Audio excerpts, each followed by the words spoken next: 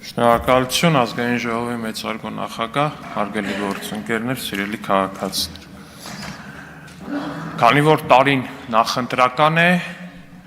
այս ընթացքում ընդդիմադիր մեդիաները ոչ միայն բազմացել են ճագարային սկզբունքով, մասնավորապես բացվել են նորանոր մեդիաներ, նորանոր լրատվականներ, սև ու կոռումպացված փողերը, որոնք հաճախ նաև ակնհայտորեն այս կամ այն առնչությունը ունեն այս կամ այն քրեական գործի հետ անցնողների հետ, շատ դեպքերում նաև թմրանյութի գործերով անցնողների հետ լցվել են լրատվական դաշտ ու լրատվական տերորը հասել է մի նոր մակարդակի ու նոր բարձունքի։ Ատելության խոսքի գեներացիան ընդդիմադիր լրատվականներով պատմական մաքսիմումի վրա է հասել։ Նմանատիպ մակարդակի եղել է ենթադրում եմ մեկ էլ 1999 թվականին հոկտեմբերի 27-ից առաջ, երբ դաշնակցական ու մերձ դաշնակցական մամուլը ամեն կերպ ցեխոտում էր ու ատելություն էր տարածում Վազգեն Սարգսյանի նկատմամբ, ինչու՞ չէ տեղ-տեղ նաև Կարեն Դեմիրճյանի նկատմամբ։ Ինչ որ նոր բան կամ նոր ասելիք որպես այդպեսին չգեներացնող ընդդիմադիր քաղաքական միտքը անցել է հին ու բարի իրենց կողմից մեկ անգամ արդեն իսկ փորձված ու աշխատած տարբերակին։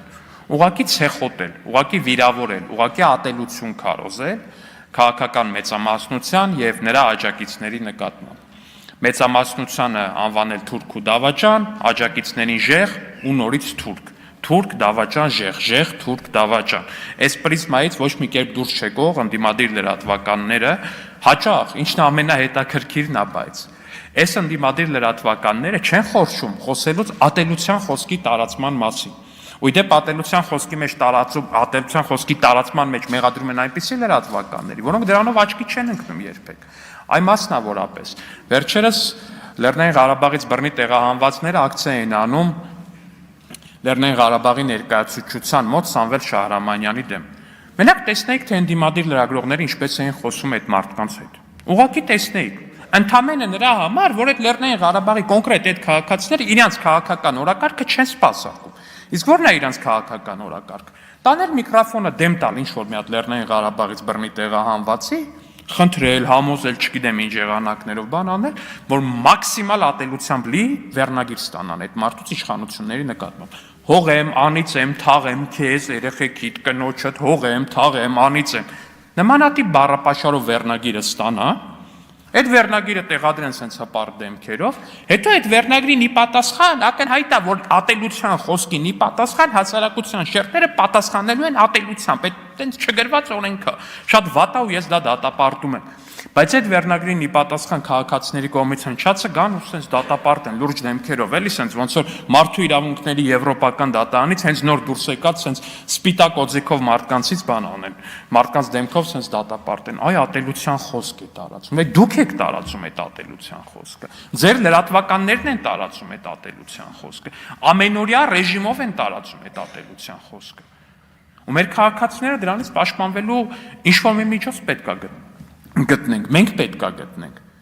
որտեղ սա աննորմալ է, այս մակարդակի ատելության խոսք, ես ձեզ անկեղծ եմ ասում, ուղղակի նայեք, քանի լրատվական է բացել ընդդիմադիր բանը, այդ մեդիա, չգիտեմ էլ ինչ,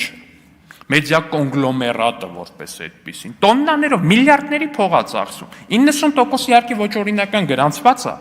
լրագրողների 90%-ին իդեպ սևով են գրանցում ու չգիտեմ ոնց են փողը տալի, որին նայես նվազագույն աշխատավարձով է գրանցված, ես ձեզ անկեղծ եմ ասում, նվազագույն աշխատավարձով ոչ մի լրագրող միկրոֆոնը չի վերցնի ու գա ազգային ժողով, դա անհնար է ուղղակի։ Հարկերը թաքցնում է, սևով փողը տալիս են գրպանները, ատելության խոսք են պահանջում։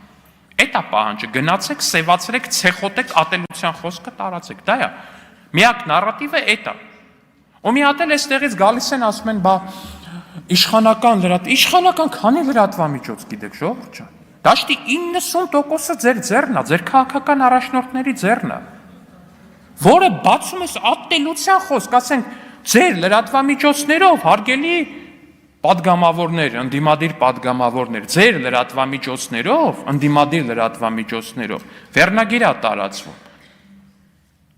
Ազգային ժողովում լիքը դեպուտանկաներ կան, կներեք արտահայտությանս համար։ Ձեր մեդիան է, ձեր մեդիայի դեմքն է, հասկանում եք։ Ինչ եք ուզում դուք, ինչ եք ուզում, ինչ եք տվել, որ չեք առել։ Ինչի եք ուզում հասնեք դրանով, ում եք ուզում ինչ հասկացնեք։ Թուրք դավաճան, թուրք դավաճան, թուրք դավաճան, թուրք դավաճան։ Բանի պես sense կրկնում են ու իրանց թվում է թե sense անընդհատ կրկնելով այդ նստվածքը տալու է մարդկանց մեջ։ Բայց ամեն ինչ իր չափն ունի, հարգելի գործընկերներ։ Ամեն ինչ իր չափն ունի։ Սուտն ու կեղծիքը ամենօրյա բան է դարել ընդամեն։ Ընդդիմադիր ամենահայտնի լրատվամիջոցներից մեկը Գյումրու ընտրություններից առաջ վերնագիր է տալ։ ՔՊ-ի ներքին հարցումներով Սարիկ Մինասյանը 4-ն է, ՔՊ-ն խոճապի մեջ։ Սարիկ Մինասյանը երբեք 4-ը չի եղել մի հարցում, որով Սարիկ Մինասյանը առաջի տեղում չլինի։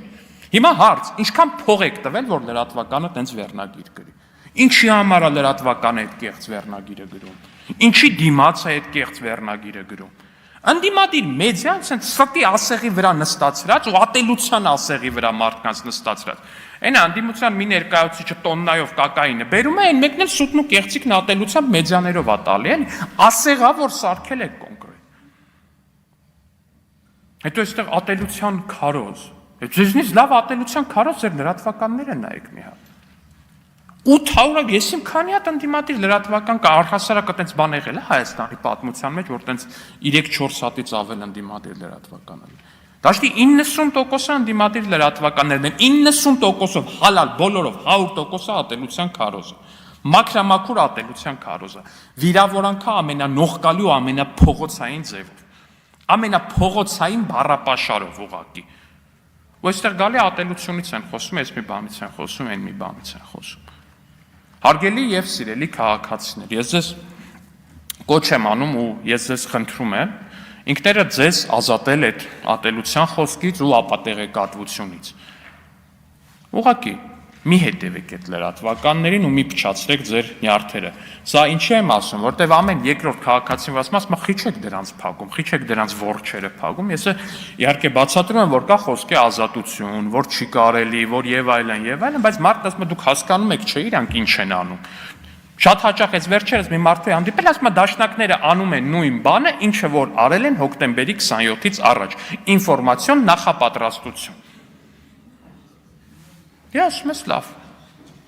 Ու իրականությունը հենց այն է, հարգելի քաղաքացիներ, որ ատելության այդքան խոսքը, այդ ամբողջ մաղձը, որ թափվում է որպես այդպեսի, դա պատահական չի ու պատահական լինել չի կարող։ Այդքան փող հենց այնպես ոչ մեկ չի դնում ինչ-որ բանի մեջ։ Այդքան փող, որ ծախսվում է Հայաստանում ընդդիմադիր մեդիայի վրա, ես ձեզ ասում եմ, եթե ժամանակին ծախսվեր Հայաստանի վրա, կարող է առհասարակ Հայաստանի քաղաքացիները շատ էլ գոհ լինեին նախկին իշխանություններից։ Դուք չեք պատկերացնում, անկեղծ թե ինչքան ծախսատար բան է այդքան մեդիաներ ունենալ։ Օրինակ մեր կուսակցությունը ունի օրինական գրանցված լրատվամիջոց, որը եւ աշխատում է համապատասխան գումարներով, որոնք որ բաց եւ թափանցիկ կերպով փոխանցում են այդ լրատվամիջոցին։ Բայց ընդդիմադիր լրատվականները դուք ուղղակի նայեք, ես ուղղակի Պեկին էլ եմ կոչանում, ասում եմ, մի հատ ուղղակի մտեք ստուգեք։ Ցանկացած լրագրող որտեղ եք հարցրեք դուք որտեղ եք գրանցված եք, արդյոք ու ինչքան աշխատավարձ եք ստանում։ Սեյվով բոլորը 90%-ը սեյվ, լրատվամիջոցի փողերը որտեղից, հարց, որտեղից լրատվամիջոցի փողերը, լրատվամիջոցը կարա գումար աշխատի գովազդներով, հարց չկա, որտեղից այդ գովազդները, կան այդ գովազդները, հաստատ կան, քանի դիտման համար է այդ գովազդները, այդ ֆիկտիվ պայմանագրերի ձևն էլ գիտենք, էլի տեսել ենք, էտել ենք տեսել, ասենք քանի դիտում եք հավաքել, որ այսքան փող եք ստացել, չկա այդ գումարը, հասկանում եք, կա քաղաքական փող, կոռուպցիայից գոյացած,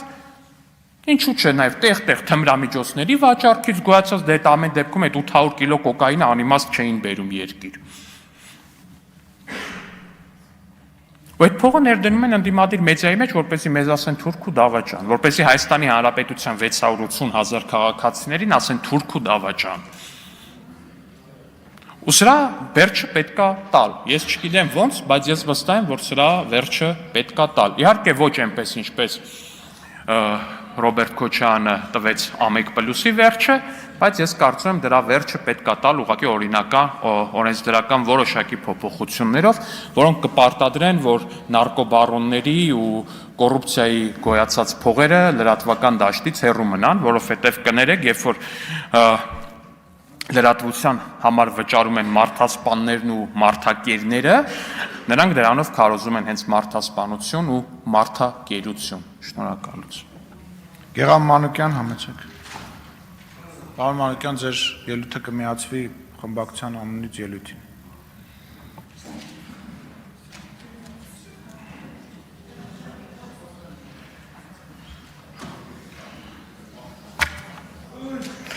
Սիրելի հայրենակիցներ, ճիշտն ասած, գիտեք ինչն է դժվար այս ազգային ժողովի դահլիճում։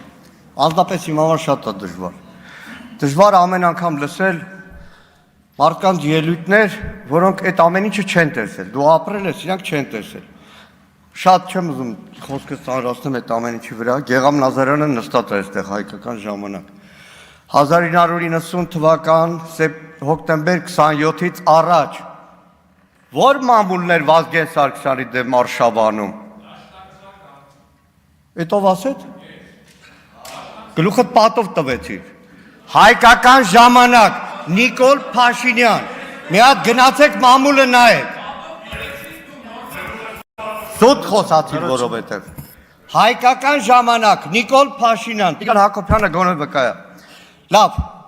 Պարոն Հակոբյան, այսօրվա խոսքս իրականում հանձնաժողովին շատ չի վերաբերվելու, բայց վերաբերվելու է անձամբ ձեզ։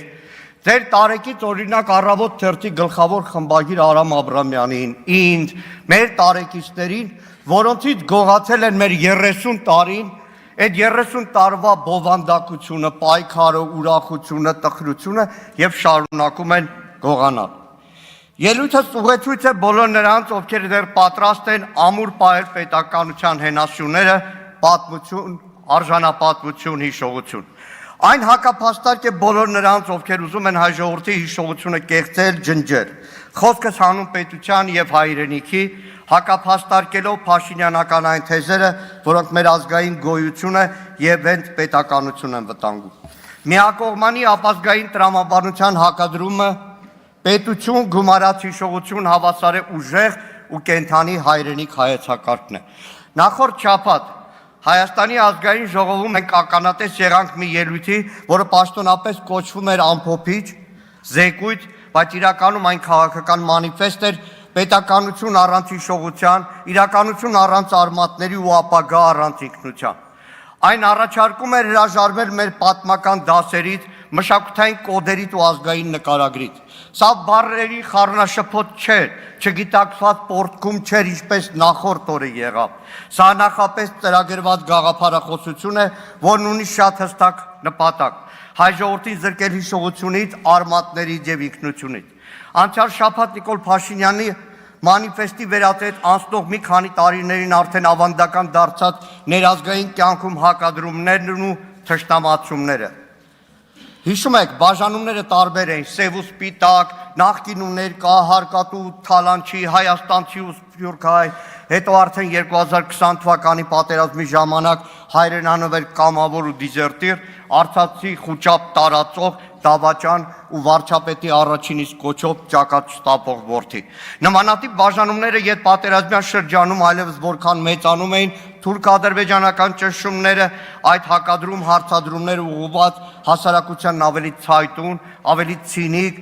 ու բանականություն չճանաչող էին դառնում։ Օվերտոնի պատուանի սկզբունքով հրապարակ էին նետվում ամենատարբեր մտքեր, որոնք արժանանում էին նախ համատարած պարսավանքի, դատապարտման,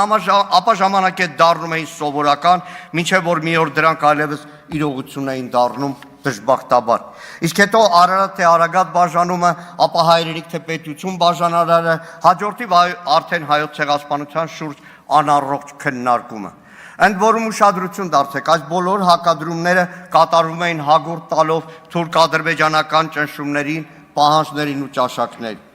Անցյալ շաբաթվա ելույթում արդեն Փաշինյանն այլևս նոր դոզա ներարկեց ներհասարակական կյանքում։ Այս ամբիոնից հակադրեց Արցախյան շարժումն ու անկախության համար պայքարը, այլև Արցախյան շարժումը համարեց խոչընդոտ այ պայքարի համար։ Նա բացահայտ ձևով հակադրում է մեր նորագույն պատմության երկու հենասյուները՝ Արցախյան շարժումը եւ Հայաստանի Հանրապետության անկախացման շարժումը։ Սա ոչ թե թյուրիմացություն է, այլ գաղափարական դիրքորոշում, որն այսօր պաշտոնական է դարձել այս իշխանության համար։ Փաշինյանը միտումնավոր խոսում է, թե իբր մենք ընդամենը հիմա ենք հասել պետականություն կառուցելու իրական հնարավորության, թե մինչև հիմա Ղարաբաղը Ղարաբաղի համար ենք ունեցել անկախություն։ Սա ոչ միայն պատմական փաստերի ընտրովի մեկնաբանություն է, այլ նաև վտանգավոր արդարացում վերջին տարիների բոլոր ձախողումների համար։ Իր խմբագրիր եղած ժամանակվա ոճով ամեն ինչից մի քիչ իմանալով, իբր լուրջ դատողությունների հանգող Փաշինյանը եզրակացնում է, որ մեջբերում եմ 80-ականների վերջին Հայաստանի անկախության գաղափարը գեներացվել է ոչ թե հանուն անկախության ու պետականության, այլ հանուն Ղարաբաղի խնդրի լուծման։ Սուտ է, ոչ ճիշտ, ոչ պատմական եզրահանգում։ Արձանագրենք, որ անկախության շարժումը մեր ժողովրդի հասարակական քաղաքական կյանքում առնվազն 20-րդ դարում զուգահեռաբար զարգացել է երկու տարբեր հատվածներում։ Սփյուռքում իր ձևավորումից ի վեր դաշնակցության ջանքերով, համառությամբ, մայիս 28-ն ու եռագույնը փայփայելուց սկսած մինչև սերունդ դաստիարակելով ու մայր հայրենիքում դեռ 50-60-ականներից անկախության գաղափարի համար պայքարած, Սիբիրյան աքսորներ տեսած, այդ ճամփեքին նաև նահատակված նվիրյալների մի ողջ փաղանգով։ Իդեպ այդ անկախական սերնդի տարածող գաղափարների մեջ իր մշտական ներկայությունն էր նաև հայոց ցեղասպանությունը։ Հայաստանում Արցախյան շարժման մեկնարկը, որը տրվեց համաժողովրդական շարժման մեկնարկ դարձած 87 թվականի աշնանը, իբրև հարթակ բնապահպանական շարժումն էր, որը խորքում էր Արցախի արցախայության խնդիրներն էր Արցախում, մինչև 88 թվականի փետրվարյան համաժողովրդական շարժումը։ Արցախյան շարժումը խոչընդոտ չէր անկախության համար, այլ դրա շարժիչ ուժը։ Ամեն ինչի մակերեսային տիրապետող Փաշինյանն անգամ չի էլ պատկերացնում կամ իրականում չի էլ ուզում առերեսվել հաշվի նստել պատմական այն իրողության հետ, որը տիրում էր այդ օրերին խորհրդային Հայաստանում։ Այն մթնոլորտը, որ դեռ ամուր խորհրդային միության սահմաններում մեր հասարակությունը Արցախյան շարժումը դիտարկում էր ներպետական կանոնակարգերով որոշելի քարտ, բայց բնականաբար կար նաև 60-ականների երբեք դադար չառած անկախականների կրակը։ Փաշինյանը միտումնավոր զրոյացնում է, անտեսում այն իրողությունը, որ ազատության հրապարակ այդ նորերին միասնական միլիոնանոց էր, բայց եւ բազմաշերտ, Գորբաչովին հավատացող դեմոկրատներից մինչև հակասեմական հայդատ խմբակի անդամներ, մեր բալթյան ու վրացական, ադրբեջանական այլախոհների հետ դաշինք կազմելու երազողներից ու դրանով Արցախի հարցը լուծում տեսնողներից, մինչև Միացյալ Հայաստանի տասնամյակների երազանքով ապրած 60-ականներին մեր հողերը բացականչած դաշնակցության համակիրն է։ 1988 թվականի ժողովուրդը դուրս եկավ ոչ միայն Արցախի, այլ Հայաստանի համար։ Մարդիկ դուրս եկան արժանապատվության, արժանամակարգի, հայրենիքի համար։ Եվ այդ շարժումն էր, որ կոտրեց խորհրդային կայսրության խարխրված պատերը Հայաստանում։ Հայաստանի անկախացման անհրաժեշտությունը դարձավ համոզմունք ոչ թե Արցախյան հարցում ելք չլինելու պատճառով, այլ ոչ խորհրդային տարածքում մթնոլորտ էր այդպիսին։ Մերձ Բալտիկայից մինչև Վրաստան։ Եթե անգամ այս հարցում օրվա Հայաստանի իշխանությունները ինքնակորույս քայլեր չէին անում, ոչ թե կաշկանդված էին, այլ պահի լրջությունն էին հասկանում։ Դրա վկայությունն էր 91 թվականի Գեկաչեպեն։ Շատերը չեք հիշի, պատկերացրեք, արտանում եք մի օր Հայաստանում, որն արդեն պատրաստում է անկախության ու խորհրդային միությունում ռազմական հեղաշրջում է տեղի ունենում։ Պատկերացրեք, եթե հաջողեր Գեկաչեպեն, ինչ էր լինելու։ Եվ Հայաստանի իշխանությունների լրջությունը ի հակադրություն Փաշինյանական իշխանության, որ խելքին ոնց փչի Ստեփանակերտում ինչ բղավի։ Ու վերջապես անկախության հռչակում հանրակրվե եւ զուգահեռ նույն process-ն արդեն Արցախի հանրապետությունում էր։ Ողջ աշխարհում էլ ազատագրական շարժումները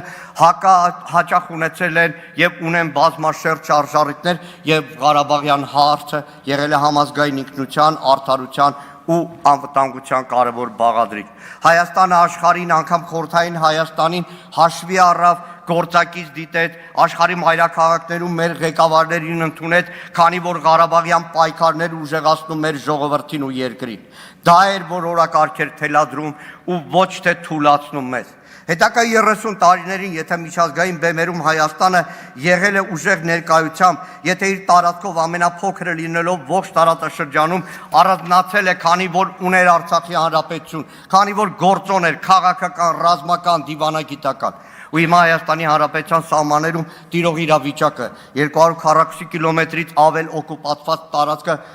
տարածքի փաստը վկայում է, որ Արցախի Հանրապետությունն ինչ կարևորագույն ու գնահատելի անվտանգային բարձիկ էր ու գործոն Հայաստանի Հանրապետության համար։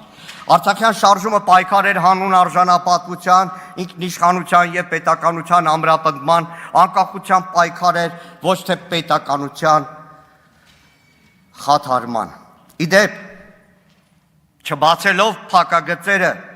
մի անգամ 1991 թվականի մարտ ամսին Հայաստանի Գերագույն խորհրդի փակ քննարկման ժամանակ, որտեղ ուսանողության անունից ներկա եմ եղել ու ելույթ ունեցել, այդ նիստում եւս մեկ անգամ խոսվել է Արցախյան հարցի մասին։ Արցախյան շարժման կարևորագույն արդյունքը Հայաստանի Հանրապետության նրա ինքնիշխանության համար եղել է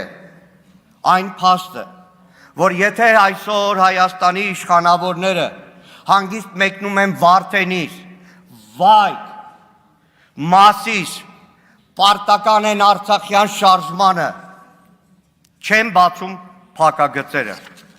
բայց այսօր այդ շարժումը հռչակվում է որպես խանգարող հանգամանք։ Դուք ուզում եք մի հասարակություն, որը չի հիշում ինչու սկսվեց Արցախյան շարժումը, որ չի հիշում ինչի համար տվեց զոհեր, մոռանալ Շուշիի ազատագրումից մինչև Արցախի Հանրապետության զարգացումն ու կայացումը։ Փաշինյանական ելույթում շեշտում էր, որ Ղարաբաղյան շարժման շարունակությունն այսօր կործանարար է, այնինչ ոչ միայն անցյալում էր դա սխալ, այլ հիմա էլ պիտի մոռանանք, պիտի վերջ դնենք այդ մտածողությանը։ Սա նոր հարձակման փորձ է մեր հավաքական հիշողության ու քաղաքական իմունիտետի դեմ։ Բայց եկեք շատ պարզ հարց տանք. ում համար է կործանարար Ղարաբաղյան շարժման շարունակությունը։ Կործանարները նրանց համար, որոնք ուզում են հաշտեցնել հայ մարդուն իրենց պարտավորության ու հայրենիքը թշնամուն շարունակաբաց զիջելու հետ։ Նախ մի հստակեցում. Փաշինյանը հայտարարում է, թե այլևս չի լինելու Ղարաբաղյան շարժում։ Իրականում Արցախյան շարժումը ավարտվել է 1994 թվականին Ադրբեջանի եւ Արցախի պաշտոնական ներկայացուցիչների միջև կնքված զինադադարի փաստաթղթով։ Դրանից հետո այլևս Արցախյան հարցը դարձել է միջազգային քննարկման ինստիտուցիոնալ հարց։ Այդ պայքարով անկախացած Հայաստանում ինքնիշխանությունից ամենաշատ գոռացող այս քաղաքական ուժ անցնող տարիներին մեր երկրի ինքնիշխանությունն ինչպես է ապահովում։ Օտար երկրների դրոշները սահմաններին պարբերաբար տնկելով, մեկ ռուսական դրոշներն են, հետո փոխին Եվրամիության դրոշներ,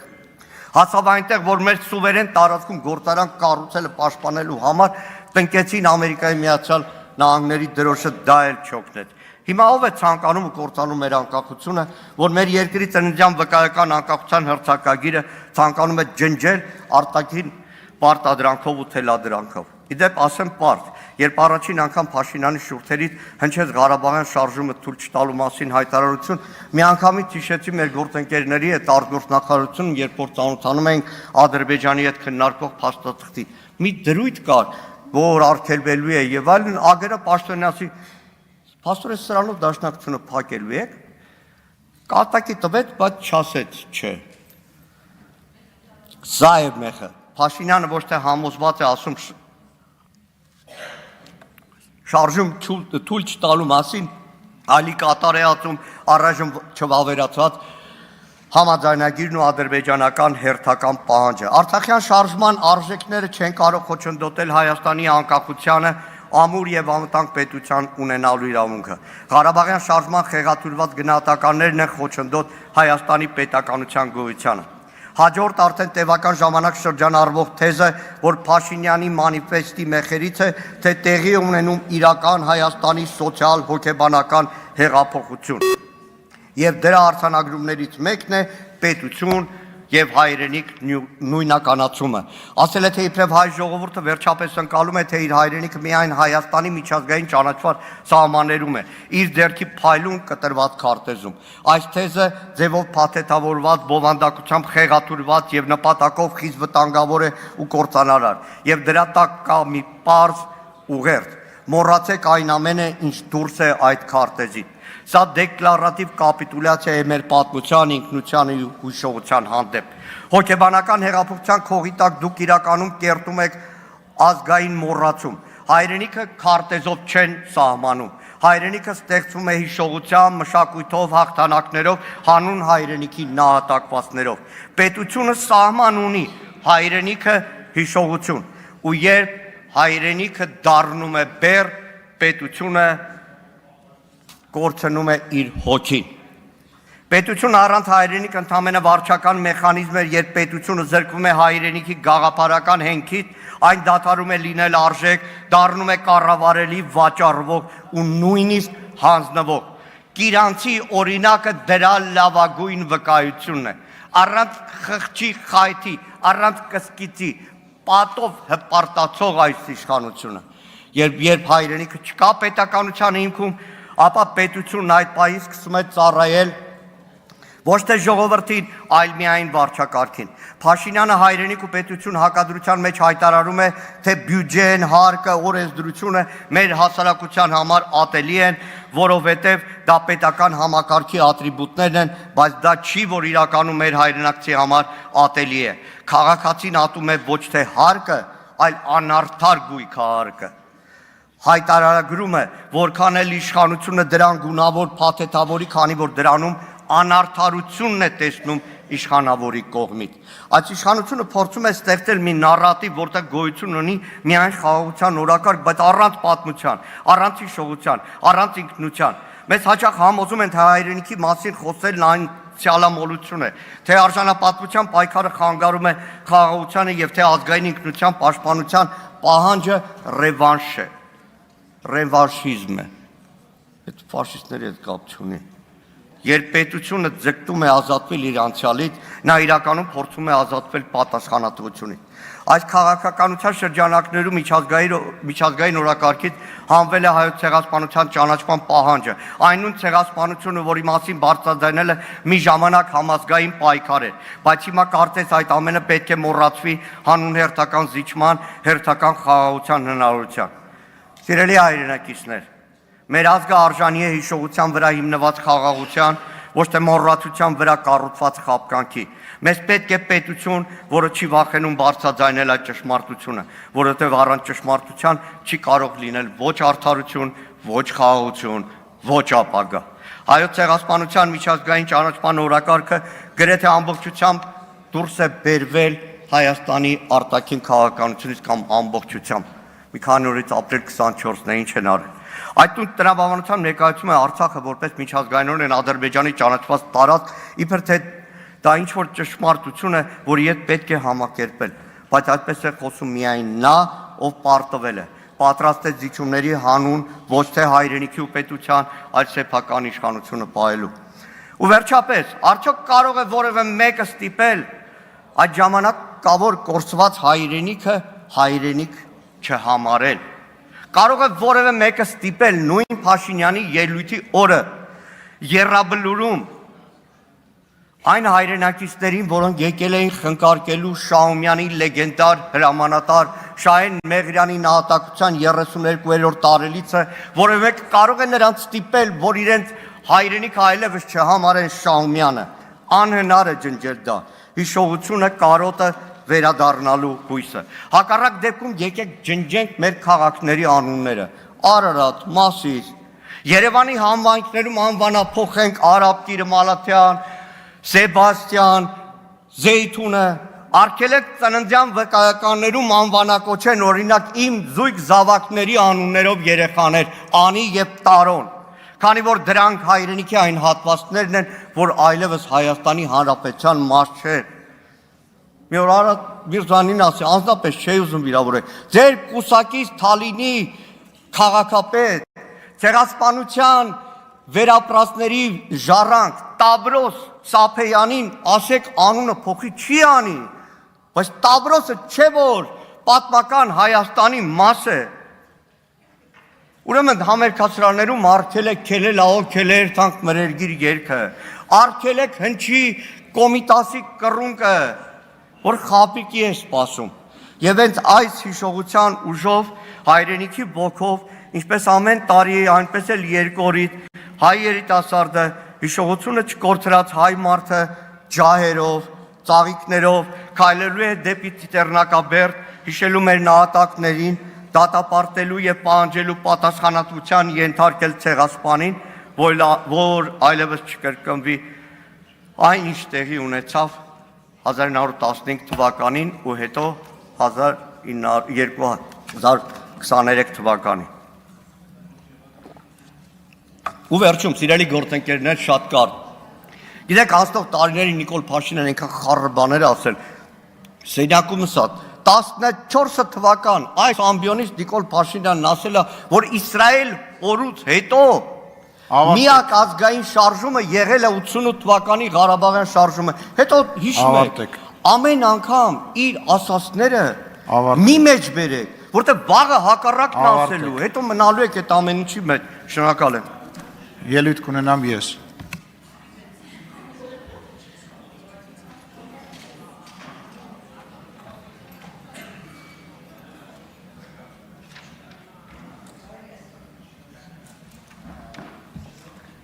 Պարոն Մանուկյան,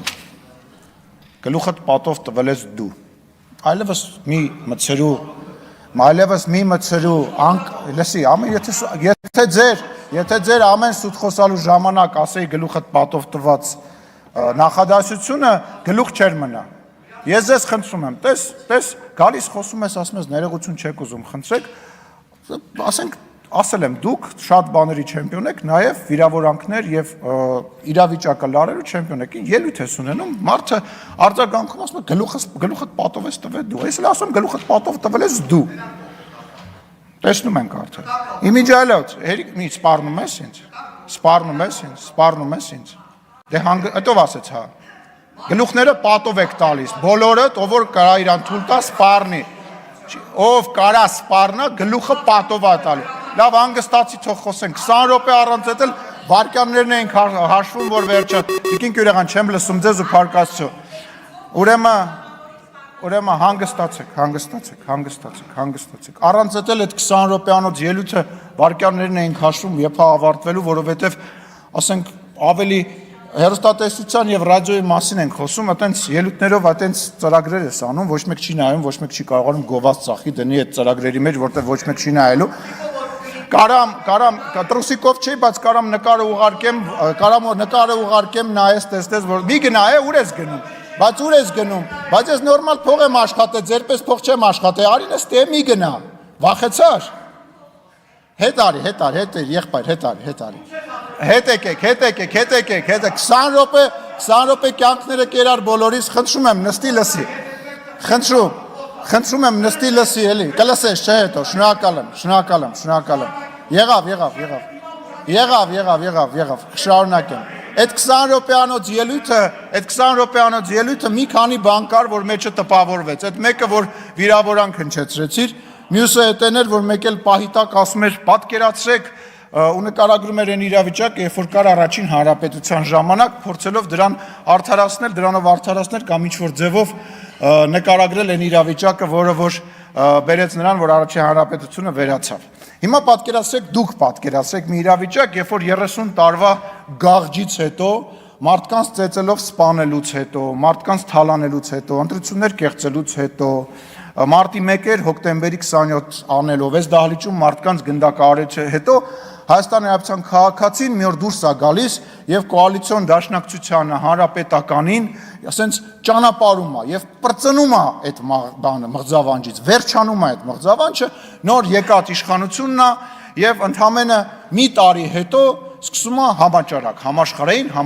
համաճարակի ընթացքում Թուրքիան եւ Ադրբեջանը, որոնք իրար հետ մոտավորապես 110 միլիոն են կազմում, ել չեմ ավելացնում Պակիստան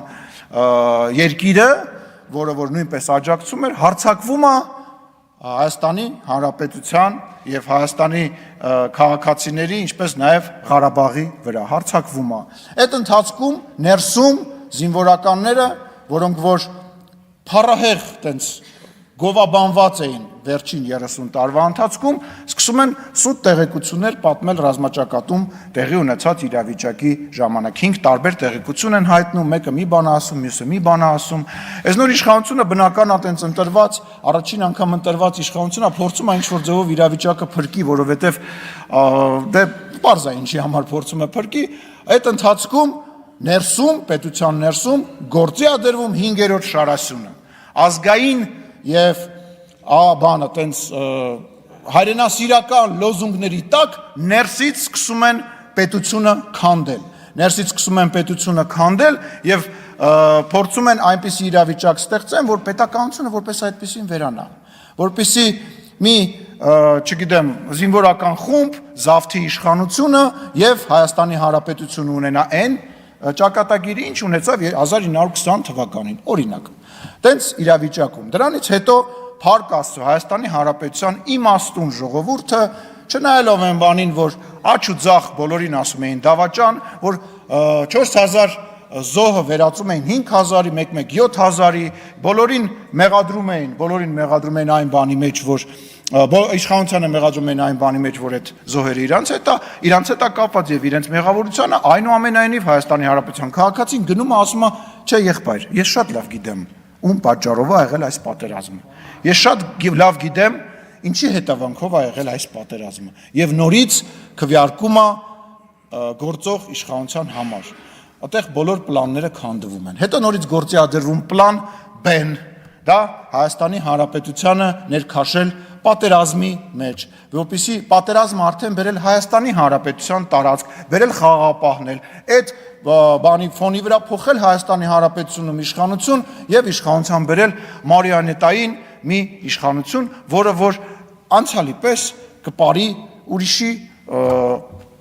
դուդուկի տակ։ Եվ Փառք Աստծո դա նույնպես չի ստացվում։ Հիմա ինչա կատարվում։ Հիմա կատարվում է հետեւյալը, այդ 5-րդ շարասյունը շարունակում է գործել, այն գործում է նաև ազգային ժողովում, այն փարոսիկների պես համահունչ աշխատում է հակառակորդի հետ, մեկ ռուսերեն լեզվով, ինչպես նաև օրինակ ես ենթադրում եմ, որ ինչ-որ դրվագներ, որը որ քիչ առաջ հնչում էր, ռուսերեն լեզվով է եկել այդ դրվագները եւ թարգմանվել եւ գեղեցիկ հայերենով փորձ է արվել ներկայացվել, դրա համար գիտեք ինչ տեքստը պետք է ինչ-որ ձևով բռնի մարդուն, դրա համար երբ որ լավ չես թարգմանում այդ տեքստը, ասենք Google Translate-ով ես թարգմանում կամ լավ չես տիրապետում, այսինքն մի հատ այդ 20 րոպեանոց անիմաստ տեքստերից է ստացվում, որը որևիցե բանի չի բերում։ Իսկ դուք իշխանություն չեք ուզում վերցնեք, ընդդիմությունը չի ուզում իշխանություն վերցնի, եւ դրա ապացույցները շատ են։ Ենթադրենք, եթե ուզում եք իշխանություն վերցնեիք, ինչ էր պետք Վազգեն Մանուկյանին բերել։ Երբ որ մեզ ասում եք աթոռից կարճած, բայց եթե այդ աթոռը տենց լավն է, 2020 թվականի ավարտին այդ աթոռը տենց լավն էր, ինչի ոչ մեկ չհամարձակվեց այդ աթոռը վերցնի։ Վազգեն Մանուկյանին բերեցիք։ Որովհետև այդ իշխանությունը չէիք ուզում վերցնեիք 2020 թվականից հետո իշխանությունը փողոցում գցած էր։ Դուք չվերցրեցիք այդ իշխանությունը, որովհետև պետք չէր, պատասխանատվություն էր։ Հետո էլ չուզեցաք վերցնեք, որ դրա համար բերեցիք Կանադայի քաղաքացուն, որպեսզի իշխանություն չվերցնեք։ Դուք չեք ուզում իշխանություն վերցնեք, առնվազն միջև այս պահը դուք չէիք կարողանում ու չէիք ուզում վերցնեք, որովհետև պատասխանատվություն է, բայց հետո ինչ եք անելու։ Կանգնելու եք ասեք նախկիններն են մեղավոր, մենք մարդիկ չեն հավատալու, որ մենք ենք մեղավոր, որովհետև մասնակից են եղել այդ ամեն ինչին եւ քվեարկել են։ Դուք իշխանություն չեք ուզում վերցնեք նաեւ հիմա։ Չեք ուզում։ Ձեր նպատակը հաջորդ ազգային ժողովում հայտնվելն է։ Այդ ելույթները, որ գալիս եք 4 տարի, 5 տարի այդ նույն բանը ասում եք։ Ինձ ձեզ թվում է, բացի ձեր կողքի շրջապատում հավաքվածները ինչ որ մարդ ավելանել է, այն մարդը, որը մեզ ընտրել է եւ ինչ որ բանի հետ կապված միգուցե վաղը մեզ չի ընտրելու, ձեզ չի ընտրելու, գնալու է երրորդ մեկին ընտրի, բայց ձեզ չի ընտրելու։ Նենց որ այդ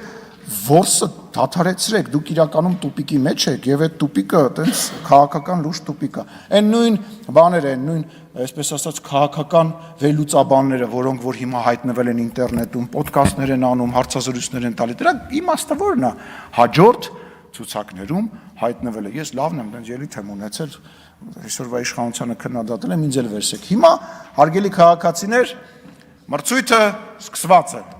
Ով կհայտնվի ընդդիմության հաջորդ ցուցակներում եւ այն ամեն ինչ որ դուք տեսնում եք հեռուստատեսությամբ, ինտերնետով եւ մնացած տեղով ուղղակի առաջարկ է։ Մարդը գալիս է առաջարկում, տեսեք, ես կարամ այսիշ բանը ասեմ իշխանությանը եւ ինձ էլ վերսեք ձեր ցուցակ։ Խնդրեմ, շարունակեք ձեր մրցույթը։ Ես վստահ եմ, որ շատ մարդիկ այլևս հաջորդ ազգային ժողովում ստեղ չեն լինելու, ինչ որ նոր մարդիկ կհայտնվեն եւ դա նորմալ է ժողովրդավար իշխանության պարագայում։ Այնուամենայնիվ ինչ վերաբերում է դաշնակցության, ասում էր դաշնակցությանը փակել, ինչ որ սես բաներ խոսում, այն ինչ որ անում է դաշնակցության հայաստանյան այն կազմը, որը որ այսօր կա, նաև Հայաստանում դաշնակցության փակման գործում չի արել որևիցե մեկը։ Այն ոնց որ դուք վարկաբեկել եք ու վարկաբեկում եք դաշնակցությանը, ոչ մեկ չի արել։ Դուք հայտնվել եք դաշնակցականները ազգային ժողովում, ուղղակի այդ պատերազմից հետո Հայաստան դաշինքի ֆորմատով Ռոբերտ Քոչարյանի տրամաբանությանը մեր։ Ձեր կազմը, ձեր մասնակցությունը գնալով իջնում էր եւ էլի իջնելու է ու դուք էլ դա լավ գիտեք, դա խայտարակություն է, շատ վատ է, դա իրոք տխրելու առիթ է, որովհետեւ մարդել 130 տարի քաղաքական դաշտում լինի ու գնալով իրան կորցնի։ Այնուամենայնիվ խնդիր ունեք եւ հաջորդ գումարման մեջ բնական է, որ այդքան ներկայություն չեք ունենալու, չգիտեմ ընդհանրապես կունենաք թե չեք ունենա, բայց վերադառնալով թեման ես մի հարց ունեմ, էլի ձեզ հարգելի մեր հյուր լսում եք։ Բարև ձեզ, պարոն Հակոբյան։ Պարոն Հակոբյան, ոնց է ստացվում, որ որոշ հեռուստաալիքներ կարողանում են ցույց տալ նորագույն ֆիլմեր, այսինքն ես գիտեմ ոնց է ստացվում, բայց դրա դեմը պետք է առնել։ Տեսեք, արդարությունից եւ օրենքից խոսացող մեր լրատվամիջոցների, այսպես ասած, սեփականատեր լրատվամիջոցները ինչ են անում։ Վերցնում են նոր ֆիլմ, ենթադրենք 100 տարվա մենություն ֆիլմը, որը որ 2025 թվականի ֆիլմ է, ինչ որ երրորդական կազմակերպության հետ պայմանագիր են կնքում եւ որ իբր իրենք գնել են այդ ֆիլմը այդ կազմակերպությունից եւ առանց իրավունքները ունենալու ցույց են տալիս։ Ես ուզում եմ հասկանալ, ինչքան է տևելու այդ պիրատությունը այս արդար ընդդիմադիր հեռուստաալիքների կողմից։ Կրկնում եմ, պիրատությունը, գողությունը, արդար լուրեր տվող TV5, Երկիր մեդիա եւ այլ հեռուստաալիքների կողմից։ Ինչքան է այդ հանցագործությունը շարունակվելու եւ թոս փչոցին։ Իսկ ասելու շատ բան կա, վստահ եմ դուք էլ ինձ առիթները կտաք։ Շնորհակալություն։ Այժմ քաղաքացիական պայմանագիր խմբակցության անունից ձայնը տրվում է խմբակցության ղեկավար Հայկ Կոնջորյանին։ Ազգային ժողովի մեծարգո նախագահ, հարգելի գործընկերներ, քանի որ պարոն Մանուկյանը շատ խոսեց անցյալի մասին եւ մեզ մեղադրեց անցյալը մոռանալու կամ ուրանալու մեջ, ես որոշեցի չմոռանալ անցյալը եւ հիշեցնել պարոն Մանուկյանի եւ դաշնակցությանը մի քանի դրվագ։ Ես ուզում եմ հիշեցնել, որ այեւ որ դաշնակցությունը այստեղ խրոխտ կերպով հանդես է գալիս որպես նվաճողական կազմակերպություն, 90-ականներին, երբ որ Ղարաբաղում հայկական կողմը տարածքային ձեռքբերումներ էր գրանցում, այդ նույն դաշնակցությունը Երևանի փողոցներում միտինգներ էր անում այսօրերի նման եւ պահանջում էր այն ժամանակվա իշխանության հրաժարականը եւ այն ժամանակվա իշխանությանն էր ասում դավաճան։ Այսինքն, բայ եթե այդքան դուք տենց հողեր նվաճող եք, բա այդ ժամանակ ինչ էիք խոսում, այդ ինչ ցույցեր էիք անում այդ ժամանակ, կամ որ ասում է դուք հրաժարվում եք անցյալից, դուք հրաժարվում եք մեր ինքնությունից, հա։ Բա այդ երբ որ Թուրքիայի նախագահը գալիս էր Հայաստան-Թուրքիա ֆուտբոլային խաղը նայելու, այդ ցեղասպանությունը ուրացողներ, խեիք ծիծեռնակաբերդի լույսերը անջատում։ Այ Արարատը ուրացողներ, ինչի եք հավաքականի մարզաշապիկից Արարատի պատկերը հանում։ Բայց սա դուք եք արել ձեր իշխանության ժամանակ, բա ուրացել եք, խեք ուրացել, հա։ Բա խեք ուրացել է, ձեզ թվում է մարդիկ մոռացել են։ Բախի եք դուք անցյալից հրաժարվում։ Ձեզ թվում է, որ այստեղ մարդիկ են նստած, ովքեր որ քաղաքական հիշողություն չունեն, չեն գալու ձեր երեսին ճպացնեն ձեր ապրած կյանքը։ Այդ ինչ անցյալից են, ուրացումից են խոսում, բա որ այսքան ասում ենք առաջին հանրապետություն, հանկարծ մեկին չթվա թե մենք Սիմոն Վրացյանին, Քաջազնունին, Խատիսյանին թիրախավորում ենք, ոչ։ Մենք ասում ենք այդ մարդիկ ժամանակի համար պրագմատիկ որոշումներ են կայացրել։ Բա խի եք ուրանում Սիմոն Վրացյանին, խի եք ուրանում դաշնակցությանը, Քաջազնունուն, խի եք ուրանում Խատիսյանին։ Բա այդ մարդիկ գնացել են կնքել են պայմանագիր Թուրքիայի հետ, որը կոչվել է բարեկամության եւ խաղաղության բարեկամության։ Հիմա եթե դուք մեզ մեղադրում եք Թուրքիայի հետ հարաբերություններ նորմալացնելը համարում եք դավաճանություն, ուրեմն դուք Խատիսյանին, Քաջազնունին, Վրացյանին համարում եք դավաճան։ Դուք ուրանում եք Խատիսյանին, Վրացյանին եւ մյուսներին, հետեւաբար դուք չեք իրական դուք ուրացել եք դաշնակցությունը։ Դուք ուրացել եք դաշնակցության արմատները։ Այստեղ նստածները դուք ընդամենը բռնազավթել եք դաշնակցության բրենդը եւ եկել այստեղ նստել եք ու բան դաշնակցությունից եք խոսում, բայց դաշնակցության ժառանգությունը հենց Վրացյանն է, Քաջազնունինն է, Խատիսյանն է, մյուսներն է, դուք ի՞նչ կապ ունեք դաշնակցության հետ։ Դուք մերկանցիլ քաղաքական խմբակ եք, որոնք որ ամենատարբեր այս ռոպեական քաղաքական շահի համար պատրաստ եք եղել Ծիծեռնակաբերդի լույսերը անջատել ու այսօր եկել եք ցեղասպանությունից եք խոսում, մեզ էլ մեղադրանքները կնչեցնում։ Արարատից մենք ենք հրաժարվել, ասում եմ, խեք շապիկից հեռացրել բանը, երբ որ Աբդուլլա Գյուլը եկել էր Հայաստան։ Հեսա լիքը բաներ եք ասել, կանրադառնա։ Հա, Գեգամ Մանուկյանը ասում է, ցիտում է իր ելույթից։ Ղարաբաղյան շարժումը պայքար էր պետականության ամրապնդման համար։ Սա ասում է Գեգամ Մանուկյանը։ Այս դատողության, այս հայտարարությունից բխում է, որ Ղարաբաղյան շարժման հետևանքով Հայաստանի Հանրապետության պետականությունը պետք էր ամրապնդվի, ճիշտ է։ 1994 թվականի զինադադարից հետո ընդամենը 2 տարի անց Հայաստանում սկսվեց ընտրակեղծարարության մեխանիզմը, առաջին անգամ կեղծվեցին ընտրությունները։ Կարճ ժամանակ անց Հայաստանում տեղի ունեցավ հեղաշրջում հենց իրենց ղեկավարի ուրեմն կողմից եւ ակտիվ մասնակցությամբ։ Այսինքն, երբ որ մենք խոսում ենք պետականության ամրապնդման մասին, չենք կարող խոսել ընտրակեղծարարության մասին, ժողովրդի կամքը գողանալու մասին, ժողովրդին բռնանալու մասին։ Իսկ ահա ձեր ղեկավարի իշխանության տարիներին Հայաստանում սկսվեց մի իսկական արյան բաղնիք քաղաքական սպանությունների։ Ես հիմա ուզում եմ կարդամ, միա դուք ասեք, տենց պետականությունն եք ամրապնդվել են եւ մամուլում ու տարբեր մի բաներում շրջանակներում ձեր ղեկավարի իշխանությունը բնորոշվել է որպես արյունոտ տասնամյակ։ Եւ ահա թե ովքեր են եղել գոնե մի մասը այդ զոհերի։ Հենրիկ Խաչատրյան, Հայաստանի Հանրապետության գլխավոր դատախազ, սպանվել է հրազենից իր աշխատասենյակում 1998 թվականի օգոստոսի 6-ին։ Արամ Կարապետյան, Հայաստանի Հանրապետության տրանսպորտի նախկին դատախազ, սպանվել է կրկին ձեր ղեկավարի իշխանության տարիներին։ Վարամ Խորխորունի ՀՀ պաշտպանության փոխնախարար գնդապետ սպանվել է 1998 թվականի դեկտեմբերի 10-ին իր բնակարանի շքամուտքում հրազենից, սպանությունը բացահայտված չի։ Արծրուն Մարգարյան, Հայաստանի Հանրապետության ներքին գործերի փոխնախարար, սպանվել է 99 թվականի փետրվարի 9-ին պաշտոնական վարկածով 2 կրակոցով։ Ինքնասպանություն է գործել, մի անգամ կրակելով գլխին, մի անգամ սրտի շրջանում։ Վազգեն Սարգսյան, Հայաստանի Հանրապետության վարչապետ, սպանվել է 99 թվականի հոկտեմբերի 27-ին Ազգային ժողովի դահլիճում։ Կարեն Դեմիրճյան, ԱԺ նախագահ, Հայաստանի ժողովրդական կուսակցության նախագահ, սպանվել է 99 հոկտեմբերի 27-ին։ Յուրի Բախշյան, ԱԺ փոխնախագահ, սպանվել է 99 հոկտեմբերի 27-ին։ Ռուբեն Միրոյան, ԱԺ փոխնախագահ, սպանվել է հոկտեմբերի 27-ին։ Լեոնարդ Պետրոսյան, ՀՀ օպերատիվ հարցերի նախարար, սպանվել է հոկտեմբերի 27-ին։ Արմենակ Արմենակյան, ԱԺ պատգամավոր, սպանվել է հոկտեմբերի 27-ին։ Հենրիկ Աբրահամյան, ԱԺ պատգամավոր, սպանվել է հոկտեմբերի 27-ին։ Միքայել Քոթանյան, ԱԺ պատգամավոր, սպանվել է հոկտեմբերի 27-ին։ Պողոս Պողոսյան, Վրաստանի քաղաքացի, սպանվել է 2001 թվականի սեպտեմբերի 25-ին Առագաստ սրճարանում Քոչանի թիկնապահների կողմից ծեծվելու հետևանքով նախագահին պրիվետ ռոբ արտահայտությամբ ողջունելու համար, դաշնակցական էր։ Տիգրան Նաղդալյան, լրագրող, Հանրային հեռուստախորհրդի նախագահ, սպանվել է 2002 թվականի դեկտեմբերի 28-ին ծնողների տան շքամուտքի հրազենից, եւ սա մի մասն է։ Սենց եք դուք Ղարաբաղյան շարժման հետևանքով պետականություն ուժեղացրել։ Սենց եք ուժեղացրել։ Բա հաղթել էինք։ Բա հաղթանակից հետո պետքա լիներ ժողովրդավարություն, հաղթանակից հետո պիտի լիներ խաղաղություն, հաղթանակից հետո պետքա լիներ հանրային համերաշխություն, բա դրանից հետո քաղաքական քանիած սպանություններ եք իրականացրել։ Գլխատել եք պետությունը, դուք այսօր եկել խոսում եք պետականության ամրապնդումից,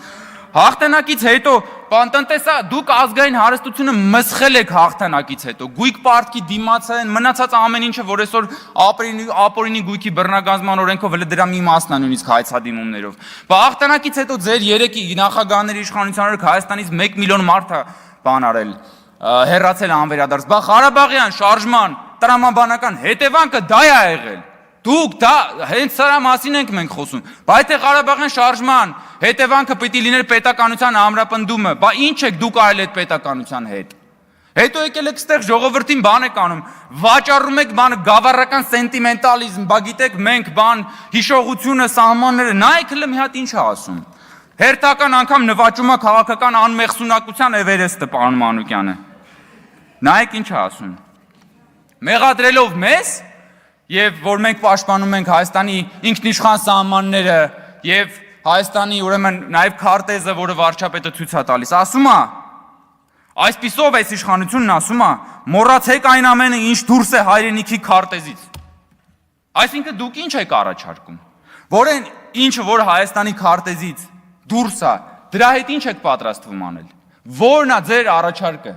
Հերիքա ճամարտակ եք ժողովրդի տեսքում, եկեք Հայաստանի Հանրապետության քաղաքացիներին ասեք, դուք ինչ եք ուզում անեք։ Պատրաստվում եք հարձակվել Հայաստանից այս քարտեզից դուրս որևէ կողմի վրա, պատրաստվում եք դա անել։ Եթե պատրաստվում եք դա անել, ում հաշվին եք դուք դա անում։ Ում հաշվին եք դուք պատրաստվում անել դա։ Հայտնի մի անգամ այն հռոմեական հայտնի ավանդույթը այստեղ պատմել են, որ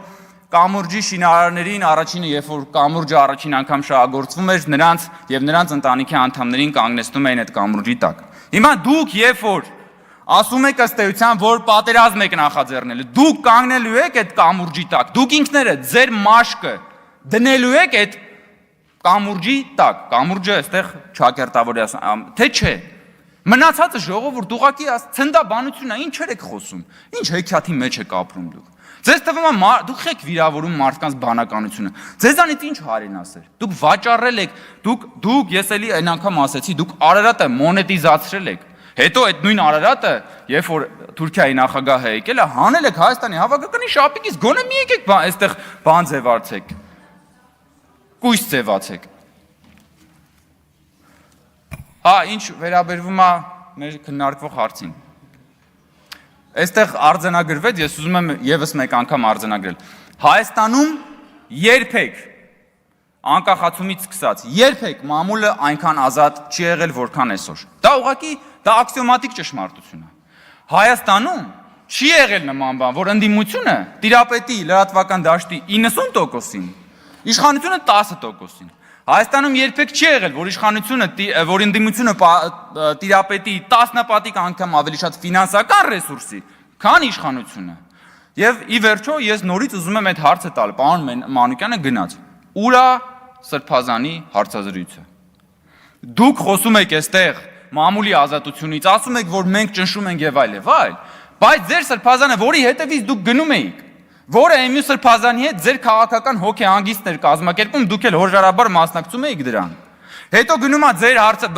հեռուստատեսությունում հարցազրույց է տալի, ձեր շեֆին մի երկու թթու բան է ասում, այդ մարդու հարցազրույցը բան եք անում։ Չնայած նայել մի եսիմից չի, Ստալինն է սիրտ ուզում, դուք երևի իր սրտի հենց ուզած լրատվամիջոցներ, այդ չի հարցը, բայց դուք փաստացի ինքներդ խտրականության եք դիմում բանի նկատմամբ։ Եվ մի հատ ուրիշ ներողություն հիմա ավարտում, մի հատ ուրիշ պարադոքս կա, սիրելի գործընկերներ։ Ուրեմն այս ընդդիմությունը, խորհրդարանական ընդդիմությունը մեղադրում է իշխանությանը, որ իշխանությունը իրենց հետապնդում է, լցնում է բանտերը եւ չի թողում, որպեսզի իրենք քաղաքական գործունեությամբ զբաղվեն,